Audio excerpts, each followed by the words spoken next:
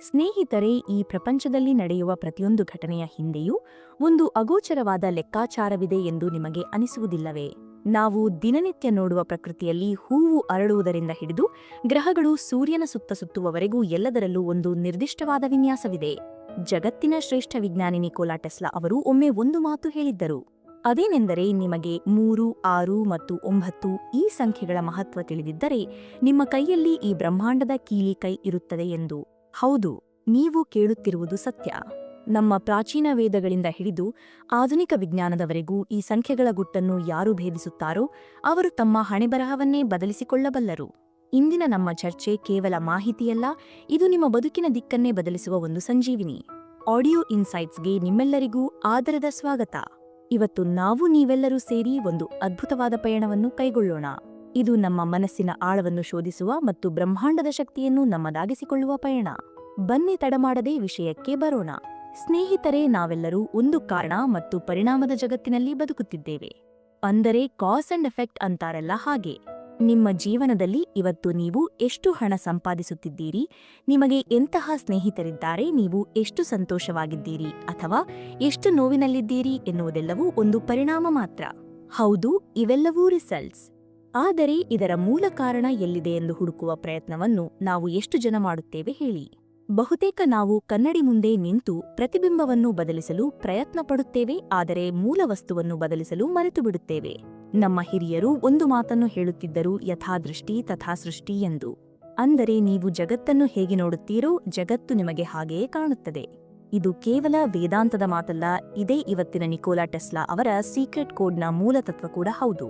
ನಾವು ಇವತ್ತು ಮಾತನಾಡಲು ಹೊರಟಿರುವುದು 3, 6, 9 ಎಂಬ ಮ್ಯಾನಿಫೆಸ್ಟೇಷನ್ ತಂತ್ರದ ಬಗ್ಗೆ. ಇದು ಜಗತ್ತಿನ ಅನೇಕ ಪ್ರಸಿದ್ಧ ವ್ಯಕ್ತಿಗಳು ತಮ್ಮ ಜೀವನದಲ್ಲಿ ಯಶಸ್ಸನ್ನು ಕಾಣಲು ಬಳಸಿದ ತಂತ್ರವಾಗಿದೆ. ಸ್ವಲ್ಪ ಯೋಚನೆ ಮಾಡಿ. ನಮಗೆ ಜೀವನದಲ್ಲಿ ಏನಾದರೂ ಬೇಕು ಅಂದಾಗ ನಾವು ಅದನ್ನು ಅಷ್ಟು ಸುಲಭವಾಗಿ ಪಡೆಯಲು ಸಾಧ್ಯವಿಲ್ಲ ಎಂದು ಅಂದುಕೊಳ್ಳುತ್ತೇವೆ. ನಮ್ಮ ಮನಸ್ಸಿನ ಆಳದಲ್ಲಿ ಎಲ್ಲೋ ಒಂದು ಕಡೆ ಅಪನಂಬಿಕೆ ಮನೆಮಾಡಿರುತ್ತದೆ. ಆದರೆ ನಿಕೋಲಾ ಟೆಸ್ಲಾ ಅವರ ಪ್ರಕಾರ ನಾವು ಬ್ರಹ್ಮಾಂಡದ ರಹಸ್ಯಗಳನ್ನು ಅರ್ಥಮಾಡಿಕೊಂಡರೆ ನಾವು ಬಯಸಿದ್ದೆಲ್ಲವೂ ನಮ್ಮದಾಗುತ್ತದೆ. ಹಾಗಾದರೆ ಈ 3, 6 ಮತ್ತು 9 ಸಂಖ್ಯೆಗಳ ವಿಶೇಷತೆಯಾದರೂ ಏನು ಎಂದು ನೀವು ಕೇಳಬಹುದು. ಮೊದಲಿಗೆ ಗಣಿತದ ದೃಷ್ಟಿಯಿಂದ ನೋಡೋಣ ಬನ್ನಿ. ಒಂದು ವೃತ್ತವನ್ನು ತೆಗೆದುಕೊಳ್ಳಿ. ವೃತ್ತ ಅಂದರೆ ಸರ್ಕಲ್. ಅದು 360 ಡಿಗ್ರಿ ಇರುತ್ತದೆ ಅಲ್ಲವೇ? ಈಗ 360 ಕೂಡಿಸಿ ನೋಡಿ. 3 ಕೂಡಿಸು 6 ಕೂಡಿಸು 0 ಸೇರಿದರೆ 9 ಬರುತ್ತದೆ. ನೀವು ಈ ವೃತ್ತವನ್ನು ಎಷ್ಟೇ ಭಾಗ ಮಾಡಿದರೂ, ಅಂದರೆ ಅರ್ಧ ಮಾಡಿದರೆ 180 ಡಿಗ್ರಿ ಬರುತ್ತದೆ. ಆಗಲೂ 1 ಕೂಡಿಸು 8 ಸೇರಿದರೆ 9 ಬರುತ್ತದೆ. ಹೀಗೆ ನೀವು ಗಣಿತದ ಯಾವುದೇ ಆಳಕ್ಕೆ ಹೋದರೂ ಈ 3, 6, 9 ಸಂಖ್ಯೆಗಳು ಅಲ್ಲಿ ಬಂದು ನಿಲ್ಲುತ್ತವೆ. ಇದು ಪ್ರಕೃತಿಯ ನಿಯಮ. ಇನ್ನು ನಮ್ಮ ಸಂಸ್ಕೃತಿಯ ಕಡೆಗೆ ಬರೋಣ. ಗಮನಿಸಿ, ನಮ್ಮಲ್ಲಿ ತ್ರಿಮೂರ್ತಿಗಳ ಕಲ್ಪನೆ ಇದೆ. ಬ್ರಹ್ಮ, ವಿಷ್ಣು ಮತ್ತು ಮಹೇಶ್ವರ. ಸೃಷ್ಟಿ, ಸ್ಥಿತಿ ಮತ್ತು ಲಯ. ಈ 3 ಶಕ್ತಿಗಳೇ ಇಡೀ ಪ್ರಪಂಚವನ್ನು ನಡೆಸುತ್ತಿರುವುದು.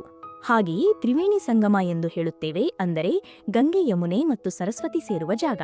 ಹೀಗೆ ಸಂಖ್ಯೆ 3 ಎನ್ನುವುದು ಬ್ರಹ್ಮಾಂಡದ ಮೂಲ ಶಕ್ತಿಯ ಸಂಕೇತವಾಗಿದೆ. ಇದು ನಮಗೆ ಬ್ರಹ್ಮಾಂಡದ ಜೊತೆ ನೇರ ಸಂಪರ್ಕವನ್ನು ಕಲ್ಪಿಸುವ ಸಂಖ್ಯೆ. ಹಾಗಾದರೆ ಸಂಖ್ಯೆ 6 ಏನು ಹೇಳುತ್ತದೆ ಎಂದು ನೋಡೋಣ. 6 ಎಂಬುದು ನಮ್ಮ ಆಂತರಿಕ ಶಕ್ತಿಯ ಪ್ರತೀಕ. ನಮ್ಮೊಳಗಿನ ಸಾಮರ್ಥ್ಯವನ್ನು ಇದು ಸೂಚಿಸುತ್ತದೆ. ನಾವು ಎಷ್ಟೋ ಬಾರಿ ನಮ್ಮಲ್ಲಿರುವ ಶಕ್ತಿಯನ್ನು ಮರೆತು ಹೊರಗಡೆ ಪರಿಹಾರವನ್ನು ಹುಡುಕುತ್ತಾ ಇರುತ್ತೇವೆ. ಆದರೆ ಸಂಖ್ಯೆ 6 ನಮ್ಮನ್ನು ನಮ್ಮ ಆತ್ಮವಿಶ್ವಾಸದ ಕಡೆಗೆ ಕರೆದೊಯ್ಯುತ್ತದೆ. ಇದು ಶುಕ್ರ ಗ್ರಹಕ್ಕೆ ಸಂಬಂಧಿಸಿದ್ದು ಎನ್ನುತ್ತಾರೆ.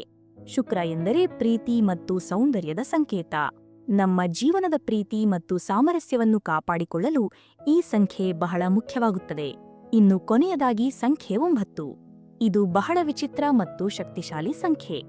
ಇದನ್ನು ಪರಿಪೂರ್ಣತೆಯ ಸಂಖ್ಯೆ ಎನ್ನಬಹುದು, ಅಥವಾ ಹಳೆಯದನ್ನು ಬಿಟ್ಟು ಹೊಸದನ್ನು ಬರಮಾಡಿಕೊಳ್ಳುವ ಸಂಕೇತ ಎನ್ನಬಹುದು.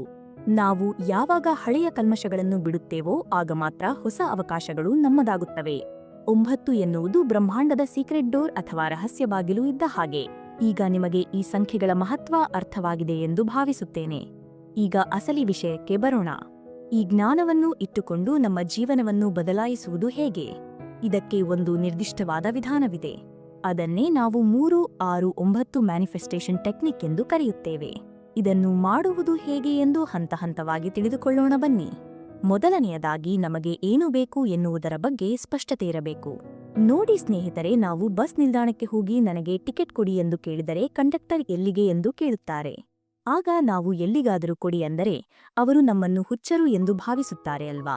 ಹಾಗೆಯೇ ಬ್ರಹ್ಮಾಂಡಕ್ಕೂ ಕೂಡ ನಾವು ನಿರ್ದಿಷ್ಟವಾಗಿ ಏನು ಬೇಕು ಎಂದು ಹೇಳಬೇಕು. ಸುಮ್ಮನೆ ನನಗೆ ಸಂತೋಷ ಬೇಕು, ನನಗೆ ಹಣ ಬೇಕು ಎಂದು ಕೇಳುವುದಲ್ಲ. ಅದು ಹೇಗಿರಬೇಕು, ಎಷ್ಟು ಇರಬೇಕು ಎನ್ನುವ ಸ್ಪಷ್ಟ ಕಲ್ಪನೆ ನಮಗಿರಬೇಕು. ಉದಾಹರಣೆಗೆ, ನಿಮಗೆ ಒಂದು ಒಳ್ಳೆಯ ಕೆಲಸ ಬೇಕಾಗಿದೆ ಎಂದು ಇಟ್ಟುಕೊಳ್ಳೋಣ. ಆಗ ನೀವು ನಾನು ಒಂದು ಒಳ್ಳೆಯ ಕೆಲಸ ಹುಡುಕುತ್ತಿದ್ದೇನೆ ಎಂದು ಬರೆಯಬಾರದು.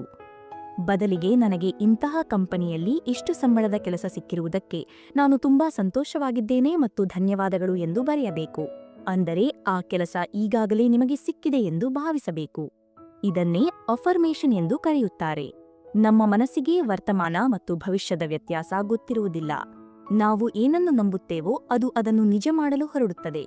ಈಗ ಈ ವಿಧಾನವನ್ನು 45 ದಿನಗಳ ಕಾಲ ಶ್ರದ್ಧೆಯಿಂದ ಮಾಡಬೇಕಾಗುತ್ತದೆ. ಇದು ಒಂದು ತಪಸ್ಸು ಇದ್ದ ಹಾಗೆ. ಇದರಲ್ಲಿ 3 ಹಂತಗಳಿವೆ: ಬೆಳಿಗ್ಗೆ, ಮಧ್ಯಾಹ್ನ ಮತ್ತು ರಾತ್ರಿ. ಮೊದಲನೆಯದು ಬೆಳಗಿನ ಹಂತ. ನೀವು ಬೆಳಿಗ್ಗೆ ನಿದ್ದೆಯಿಂದ ಎದ್ದ ತಕ್ಷಣ ನಿಮ್ಮ ಮನಸ್ಸು ತುಂಬಾ ಶಾಂತವಾಗಿರುತ್ತದೆ. ಆ ಸಮಯದಲ್ಲಿ ನಿಮ್ಮ ಆಸೆಯನ್ನು ಒಂದು ನೋಟ್ಬುಕ್ನಲ್ಲಿ 3 ಬಾರಿ ಬರೆಯಬೇಕು. ನೆನಪಿಡಿ, ಕೇವಲ ಬರೆಯುವುದಲ್ಲ, ಅದನ್ನು ಅನುಭವಿಸಬೇಕು. ಉದಾಹರಣೆಗೆ, ನೀವು ಆರೋಗ್ಯದ ಬಗ್ಗೆ ಬರೆಯುತ್ತಿದ್ದೀರಿ ಎಂದುಕೊಳ್ಳಿ. ನಾನು ಸಂಪೂರ್ಣ ಆರೋಗ್ಯವಾಗಿದ್ದೇನೆ, ನನ್ನ ದೇಹದಲ್ಲಿ ಹೊಸ ಚೈತನ್ಯ ಬಂದಿದೆ ಎಂದು ಬರೆಯುವಾಗ ನಿಜವಾಗಲೂ ನಿಮ್ಮ ಮೈಯಲ್ಲಿ ಆ ಶಕ್ತಿ ಹರಿಯುತ್ತಿರುವಂತೆ ನೀವು ಕಲ್ಪಿಸಿಕೊಳ್ಳಬೇಕು. ಹೀಗೆ 3 ಬಾರಿ ಬರೆಯುವುದರಿಂದ ನೀವು ಬ್ರಹ್ಮಾಂಡಕ್ಕೆ ನಿಮ್ಮ ಉದ್ದೇಶವನ್ನು ಅಥವಾ ಸಂಕಲ್ಪವನ್ನು ಸ್ಪಷ್ಟಪಡಿಸುತ್ತೀರಿ. ಇದು ಬೀಜ ಬಿತ್ತಿದ ಹಾಗೆ. ಎರಡನೆಯದು ಮಧ್ಯಾಹ್ನದ ಹಂತ. ಮಧ್ಯಾಹ್ನದ ಸಮಯದಲ್ಲಿ ನೀವು ಅದೇ ವಾಕ್ಯವನ್ನು 6 ಬಾರಿ ಬರೆಯಬೇಕು. ಇದು ಸಂಖ್ಯೆ 6ರ ಶಕ್ತಿಯನ್ನು ಬಳಸಿಕೊಳ್ಳುವ ಸಮಯ. ಈ ಸಮಯದಲ್ಲಿ ನೀವು ನಿಮ್ಮ ಸಂಕಲ್ಪಕ್ಕೆ ಶಕ್ತಿಯನ್ನು ತುಂಬುತ್ತಿದ್ದೀರಿ. ಬೆಳಿಗ್ಗೆ ಬಿತ್ತಿದ ಬೀಜಕ್ಕೆ ನೀರು ಮತ್ತು ಗೊಬ್ಬರ ಹಾಕಿದ ಹಾಗೆ. ಈ ಸಮಯದಲ್ಲಿ ನೀವು ಬರೆಯುವಾಗ ಆ ಆಸೆ ಈಡೇರಿದರೆ ನಿಮಗೆ ಎಷ್ಟು ಸಂತೋಷವಾಗುತ್ತದೆ ಎನ್ನುವುದನ್ನು ಊಹಿಸಿಕೊಳ್ಳಿ. ನಿಮ್ಮ ಸ್ನೇಹಿತರು ನಿಮಗೆ ಅಭಿನಂದನೆ ಹೇಳುತ್ತಿದ್ದಾರೆ, ನಿಮ್ಮ ಮನೆಯವರು ಖುಷಿ ಪಡುತ್ತಿದ್ದಾರೆ ಎನ್ನುವ ದೃಶ್ಯಗಳನ್ನು ಕಣ್ಣ ಮುಂದೆ ತಂದುಕೊಳ್ಳಿ. ಇದು ನಿಮ್ಮ ಭಾವನೆಗಳನ್ನು ಆ ವಿಷಯದ ಜೊತೆ ಬೆಸೆಯುತ್ತದೆ. ಮೂರನೆಯದು ಮತ್ತು ಅತಿ ಮುಖ್ಯವಾದ ಹಂತ ರಾತ್ರಿಯ ಸಮಯ. ರಾತ್ರಿ ಮಲಗುವ ಮುನ್ನ ಅದೇ ವಾಕ್ಯವನ್ನು 9 ಬಾರಿ ಬರೆಯಬೇಕು. ಸಂಖ್ಯೆ 9 ಎಂದರೆ ಬಿಡುಗಡೆ ಅಥವಾ ಸಮರ್ಪಣೆ ಎಂದು ಹೇಳಿದೆನಲ್ಲವೇ? ಇಲ್ಲಿ ನೀವು ನಿಮ್ಮ ಆಸೆಯನ್ನು ಬ್ರಹ್ಮಾಂಡದ ಮಡಿಲಿಗೆ ಹಾಕುತ್ತಿದ್ದೀರಿ. ನಾನು ನನ್ನ ಪ್ರಯತ್ನ ಮಾಡಿದ್ದೇನೆ, ಇನ್ನು ಉಳಿದದ್ದು ನಿನಗೆ ಬಿಟ್ಟಿದ್ದು ಎಂದು ನಂಬಿಕೆಯಿಂದ ಒಪ್ಪಿಸುವುದು. ಎಷ್ಟು ಜನ ಇಲ್ಲಿ ತಪ್ಪು ಮಾಡುತ್ತಾರೆ? ಬರೆದಾದ ಮೇಲೂ ಅದರ ಬಗ್ಗೆಯೇ ಚಿಂತೆ ಮಾಡುತ್ತಾ ಇರುತ್ತಾರೆ. ಅದು ಯಾವಾಗ ಆಗುತ್ತೆ, ಹೇಗೆ ಆಗುತ್ತೆ ಎಂದು ತಲೆಕೆಡಿಸಿಕೊಳ್ಳುತ್ತಾರೆ. ಆದರೆ 9 ಬಾರಿ ಬರೆದ ಮೇಲೆ ನೀವು ನಿಶ್ಚಿಂತೆಯಿಂದ ಮಲಗಬೇಕು. ಆಗ ನಿಮ್ಮ ಸುಪ್ತ ಮನಸ್ಸು ಅಥವಾ ಸಬ್ಕಾನ್ಷಿಯಸ್ ಮೈಂಡ್ ಆ ಕೆಲಸವನ್ನು ಮಾಡಲು ಶುರು ಮಾಡುತ್ತದೆ. ರಾತ್ರಿ ನಾವು ಮಲಗಿದಾಗಲೂ ನಮ್ಮ ಮೆದುಳು ಕೆಲಸ ಮಾಡುತ್ತಿರುತ್ತದೆ. ಅದು ಬ್ರಹ್ಮಾಂಡದ ತರಂಗಾಂತರಗಳ ಜೊತೆ ಸಂಪರ್ಕ ಸಾಧಿಸಿ ನಿಮಗೆ ಬೇಕಾದ ದಾರಿಗಳನ್ನು ಹುಡುಕಿಕೊಡುತ್ತದೆ. ನೋಡಿ, ಇದು ಕೇಳಲು ತುಂಬಾ ಸರಳವಾಗಿ ಕಾಣಿಸಬಹುದು. ಕೇವಲ ಬರೆಯುವುದರಿಂದ ಎಲ್ಲ ಆಗಿಬಿಡುತ್ತದೆಯೇ ಎಂದು ನಿಮಗೆ ಆಶ್ಚರ್ಯವಾಗಬಹುದು.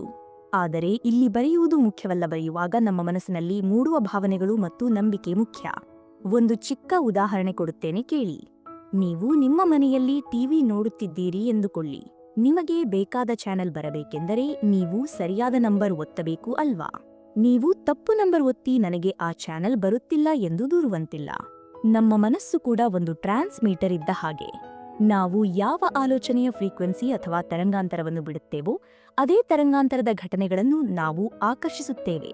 ನೀವು ಯಾವಾಗಲೂ ನನಗೆ ಸಾಲ ಇದೆ, ನನಗೆ ಕಾಯಿಲೆ ಇದೆ, ನನಗೆ ಕಷ್ಟ ಇದೆ ಎಂದು ಹೇಳುತ್ತಿದ್ದರೆ ನೀವು ಬ್ರಹ್ಮಾಂಡಕ್ಕೆ ಕೊರತೆಯ ಸಂದೇಶವನ್ನು ಕಳುಹಿಸುತ್ತಿದ್ದೀರಿ. ಆಗ ಬ್ರಹ್ಮಾಂಡ ನಿಮಗೆ ಇನ್ನೂ ಹೆಚ್ಚಿನ ಕಷ್ಟಗಳನ್ನೇ ಕೊಡುತ್ತದೆ. ಆದರೆ ಈ 3, 6, 9 ವಿಧಾನವನ್ನು ಬಳಸುವಾಗ ನೀವು ಕೃತಜ್ಞತೆಯ ಭಾವನೆಯಲ್ಲಿ ಇರುತ್ತೀರಿ. ಅಂದರೆ ಈಗಾಗಲೇ ನನಗೆ ಒಳ್ಳೆಯದಾಗಿದೆ ಎಂದು ನಂಬಿರುತ್ತೀರಿ. ಆಗ ಬ್ರಹ್ಮಾಂಡಕ್ಕೆ ನೀವು ಸಮೃದ್ಧಿಯ ಸಂದೇಶವನ್ನು ಕಳುಹಿಸುತ್ತೀರಿ. ಆಗ ಪ್ರಕೃತಿ ನಿಮಗೆ ಅನಿರೀಕ್ಷಿತವಾದ ದಾರಿಗಳನ್ನು ತೋರಿಸುತ್ತದೆ. ಕೆಲವರಿಗೆ ಇದು ಕೇವಲ ಮೂಢನಂಬಿಕೆ ಎನಿಸಬಹುದು. ಆದರೆ ಆಧುನಿಕ ಕ್ವಾಂಟಮ್ ಫಿಸಿಕ್ಸ್ ಕೂಡ ಇದನ್ನೇ ಹೇಳುತ್ತದೆ. ಪ್ರತಿಯೊಂದು ವಸ್ತುವೂ ಶಕ್ತಿಯ ರೂಪವಾಗಿದೆ. ನಮ್ಮ ಆಲೋಚನೆಗಳು ಕೂಡ ಶಕ್ತಿಯೇ.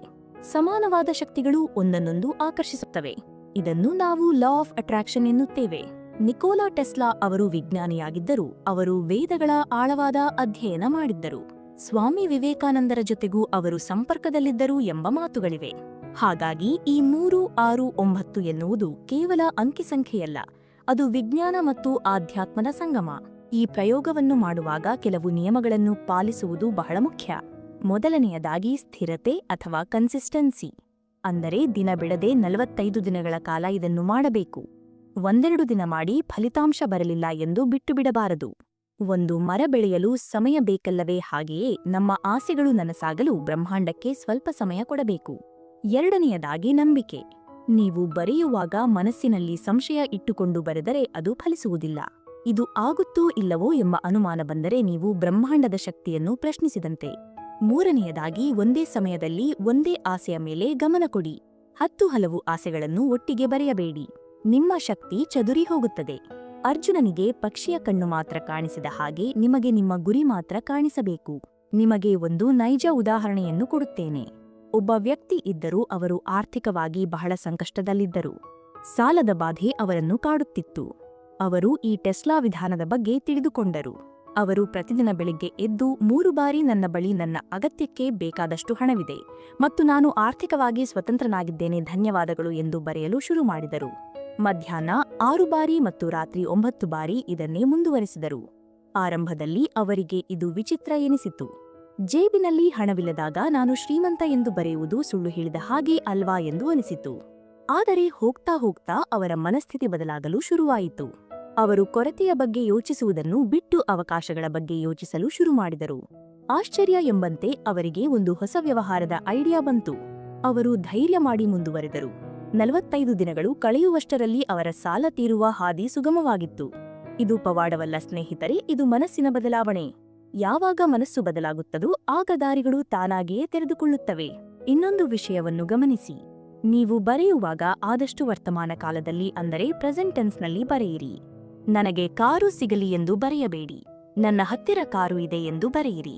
ಮತ್ತು ಕೊನೆಯಲ್ಲಿ ಧನ್ಯವಾದಗಳು ಅಥವಾ ಥ್ಯಾಂಕ್ ಯು ಎಂದು ಬರೆಯುವುದನ್ನು ಮರೆಯಬೇಡಿ.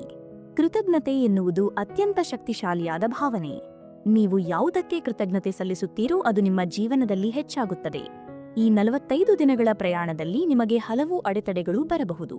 ಕೆಲವೊಮ್ಮೆ ಬೇಸರವಾಗಬಹುದು, ಕೆಲವೊಮ್ಮೆ ನಂಬಿಕೆ ಕುಸಿಯಬಹುದು. ಅದು ಸಹಜ. ಅಂತಹ ಸಮಯದಲ್ಲಿ ನಿಮ್ಮ ಹಳೆಯ ನೋಟ್ಬುಕ್ ಪುಟಗಳನ್ನು ತಿರುಗಿಸಿ ನೋಡಿ. ನೀವು ಎಂತಹ ಅದ್ಭುತವಾದ ಭಾವನೆಯಿಂದ ಇದನ್ನು ಆರಂಭಿಸಿದ್ದೀರಿ ಎಂದು ನೆನಪಿಸಿಕೊಳ್ಳಿ. ನಿಮ್ಮ ಗುರಿ ನಿಮಗೆ ನೆನಪಾದರೆ ಸಾಕು, ಮತ್ತೆ ಉತ್ಸಾಹ ಬರುತ್ತದೆ.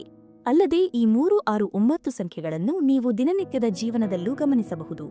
ಗಡಿಯಾರ ನೋಡಿದಾಗ, ವಾಹನಗಳ ನಂಬರ್ ಪ್ಲೇಟ್ ನೋಡಿದಾಗ ಈ ಸಂಖ್ಯೆಗಳು ಪದೇ ಪದೇ ಕಾಣಿಸಿದರೆ ಬ್ರಹ್ಮಾಂಡ ನಿಮಗೆ ಸಂದೇಶ ನೀಡುತ್ತಿದೆ ಎಂದು ಅರ್ಥ. ಅಂದರೆ ನೀವು ಸರಿಯಾದ ದಾರಿಯಲ್ಲಿದ್ದೀರಿ ಎಂದು ಅರ್ಥ. ಇದನ್ನು ಸಿಂಕ್ರೊನಿಸಿಟಿ ಎಂದು ಕರೆಯುತ್ತಾರೆ. ಇನ್ನು ಕೊನೆಯದಾಗಿ ಒಂದು ಮಾತು. ಈ ತಂತ್ರ ನಿಮ್ಮ ಸೋಮಾರಿತನಕ್ಕೆ ಪರಿಹಾರವಲ್ಲ. ಅಂದರೆ ಕೇವಲ ಮನೆಯಲ್ಲಿ ಕುಳಿತು ಪುಸ್ತಕದಲ್ಲಿ ಬರೆದರೆ ಆಕಾಶದಿಂದ ಹಣದ ಮಳೆ ಸುರಿಯುವುದಿಲ್ಲ. ಈ ತಂತ್ರ ನಿಮ್ಮ ಮನಸ್ಸನ್ನು ಸಿದ್ಧಪಡಿಸುತ್ತದೆ, ನಿಮಗೆ ಹೊಸ ಆಲೋಚನೆಗಳನ್ನು ಕೊಡುತ್ತದೆ, ಹೊಸ ಅವಕಾಶಗಳನ್ನು ನಿಮ್ಮ ಕಡೆಗೆ ತರುತ್ತದೆ. ಆದರೆ ಆ ಅವಕಾಶಗಳನ್ನು ಬಳಸಿಕೊಂಡು ಕೆಲಸ ಮಾಡುವುದು ನಿಮ್ಮ ಜವಾಬ್ದಾರಿ. ಟೆಸ್ಲಾ ಅವರು ಹೇಳಿದ್ದು ಬ್ರಹ್ಮಾಂಡದ ಶಕ್ತಿಯನ್ನು ಬಳಸಿಕೊಳ್ಳಿ ಎಂದು, ಕೆಲಸ ಮಾಡಬೇಡಿ ಎಂದು ಅವರು ಹೇಳಲಿಲ್ಲ. ಕ್ರಿಯೆ ಇಲ್ಲದೆ ಫಲಿತಾಂಶ ಇಲ್ಲ. ಆದರೆ ಸರಿಯಾದ ಮನಸ್ಥಿತಿಯೊಂದಿಗೆ ಮಾಡಿದ ಕ್ರಿಯೆ ಅದ್ಭುತ ಫಲಿತಾಂಶವನ್ನು ಕೊಡುತ್ತದೆ. ಈಗ ನೀವು ಕೇಳಬಹುದು, 45 ದಿನಗಳ ನಂತರ ಏನು ಮಾಡಬೇಕು ಎಂದು. ನಿಮ್ಮ ಆಸೆ ಈಡೇರಿದರೆ ನೀವು ತುಂಬಾ ಸಂತೋಷಪಡಬಹುದು ಮತ್ತು ಇನ್ನೊಂದು ಗುರಿಯನ್ನು ಇಟ್ಟುಕೊಂಡು ಮತ್ತೆ ಶುರು ಮಾಡಬಹುದು. ಒಂದು ವೇಳೆ ಆಗದಿದ್ದರೆ ನಿರಾಶರಾಗಬೇಡಿ. ಬ್ರಹ್ಮಾಂಡ ನಿಮಗಾಗಿ ಇನ್ನೂ ಉತ್ತಮವಾದದ್ದನ್ನು ಕಾಯ್ದಿರಿಸಿರಬಹುದು. ಅಥವಾ ನಿಮ್ಮ ಪ್ರಯತ್ನದಲ್ಲಿ ಇನ್ನೂ ಸ್ವಲ್ಪ ಸುಧಾರಣೆ ಬೇಕಿರಬಹುದು. ನಂಬಿಕೆಯನ್ನು ಕಳೆದುಕೊಳ್ಳಬೇಡಿ. ಈ ಅಭ್ಯಾಸವನ್ನು ಇಂದೇ ಶುರು ಮಾಡಿ. ಒಂದು ಹೊಸ ನೋಟ್ಬುಕ್ ಮತ್ತು ಒಂದು ಪೆನ್ ತೆಗೆದುಕೊಳ್ಳಿ. ನಿಮ್ಮ ಜೀವನದ ಅತಿ ಮುಖ್ಯವಾದ ಗುರಿ ಯಾವುದು ಎಂದು ನಿರ್ಧರಿಸಿ.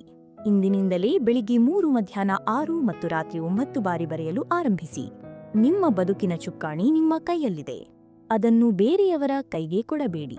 ಸ್ನೇಹಿತರೆ, ಇವತ್ತಿನ ಈ ಸುದೀರ್ಘವಾದ ಚರ್ಚೆಯಲ್ಲಿ ನಾವು ನಿಕೋಲಾ ಟೆಸ್ಲಾ ಅವರ ರಹಸ್ಯ ಮತ್ತು ಬ್ರಹ್ಮಾಂಡದ ನಿಯಮಗಳ ಬಗ್ಗೆ ತಿಳಿದುಕೊಂಡೆವು.